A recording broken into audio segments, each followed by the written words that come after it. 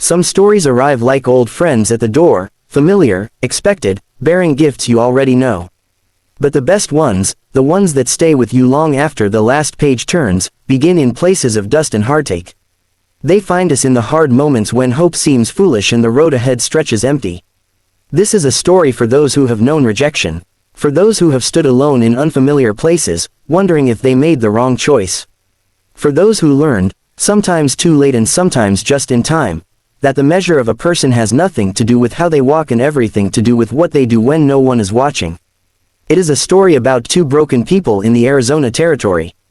In the summer of 1884, and it begins, as such stories often do, with a train pulling into a station and a woman stepping down into a life she never expected.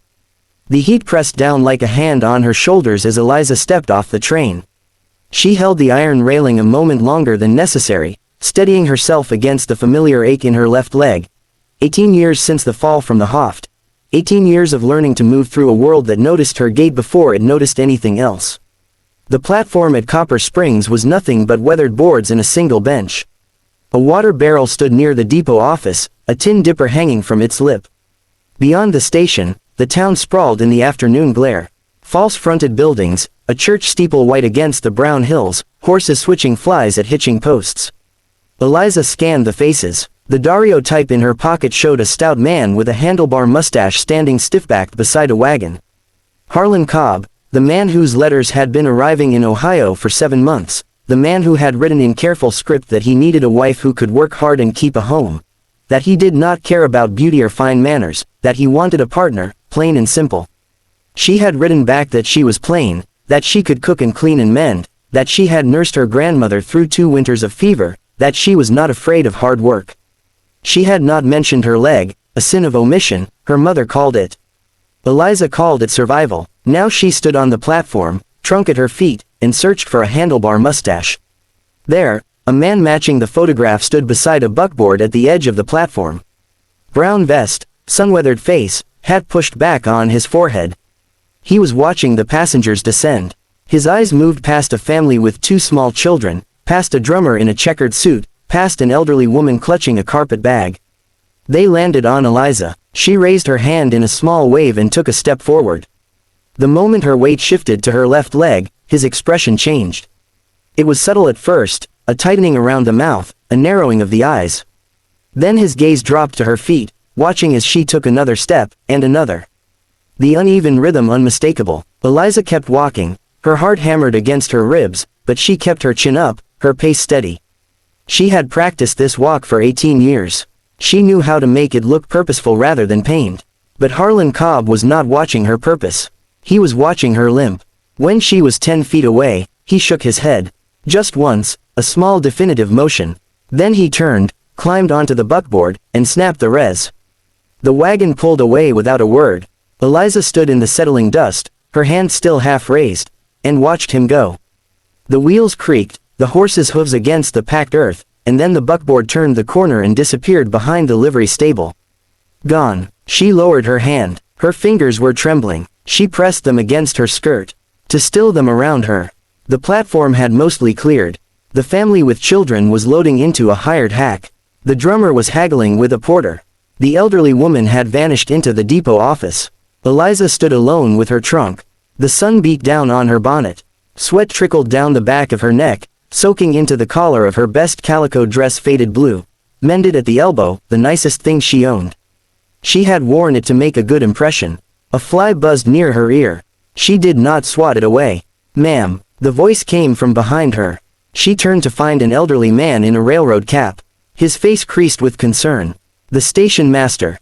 She guessed. His name tag read E. Pui. "Ma'am, you got folks coming for you." Eliza looked at him. Then she looked at the empty street where the buckboard had vanished. Then she sat down on her trunk, removed her bonnet, and fanned herself slowly with it. "Not anymore," she said. "I reckon not anymore, Mr." Pui shifted his weight, clearly uncomfortable. "That was Harlan Cobb's wagon, wasn't it?" "It was. And you're the lady he sent for from back east, Ohio." She kept fanning. The motion gave her something to do with her hands. "I'm the lady he sent for, and I'm the lady he decided he didn't want." After all, the station master's mouth pressed into a thin line. He glanced down at her leg, then quickly away. And Eliza knew he understood exactly what had happened. "That ain't right," he muttered. "Man ought to at least say something. Ought to at least have the decency to, it's done." Eliza's voice was flat. She could not afford the luxury of anger. Anger required energy, and energy required money, and money was the one thing she had almost none of.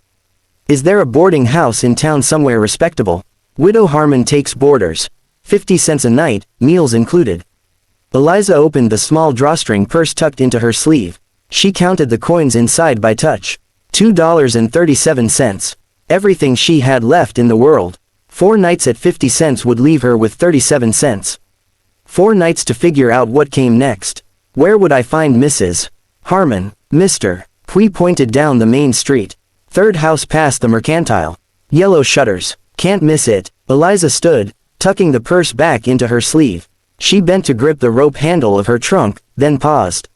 "Mr. Pui, is there work to be had around here for a woman?"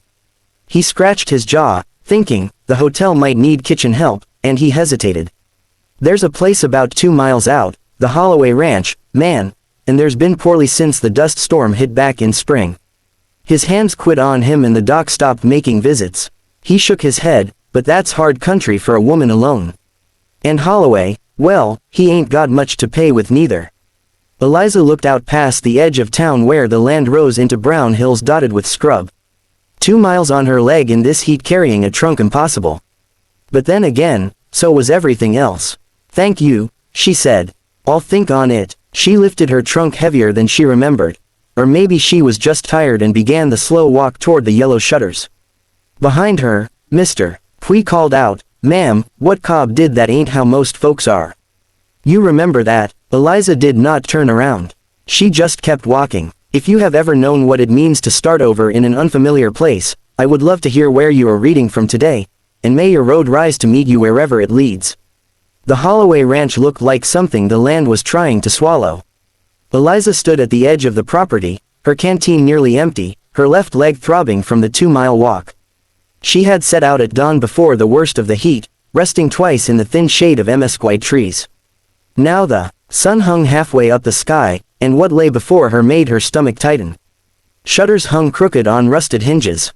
The front porch sagged in the middle. A vegetable garden sprawled beside the house, overgrown with weeds. But she could see the yellow of late squash, the green of tomato vines gone wild. Not dead, just forgotten. In the corral, a bay mare stood with her head low, ribs pressed against dull coat, flies clustered at her eyes, no smoke from the chimney, no sound but the clucking of chickens scratching in the dirt. Eliza wiped the sweat from her forehead and walked toward the house. Her knock echoed. No answer. She knocked again. The door swung inward on its own, hinges groaning. The smell hit her first. Sour. Wrong. The smell of sickness trapped in a closed room. Of sweat and something worse underneath, something her grandmother had taught her to recognize.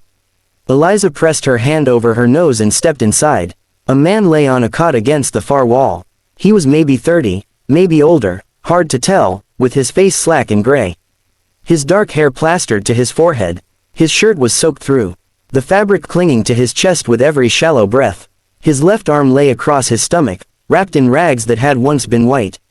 Eliza crossed the room. Her fingers found his forehead burning. She peeled back the edge of the bandage. The smell sharpened rotten infection, unmistakable beneath the filthy cloth. His forearm was swollen tight. The skin angry red and crawling up from the wound past his wrist, creeping toward his elbow, red streaks thin as spider silk. The creeping death. Her grandmother's voice echoed in her memory.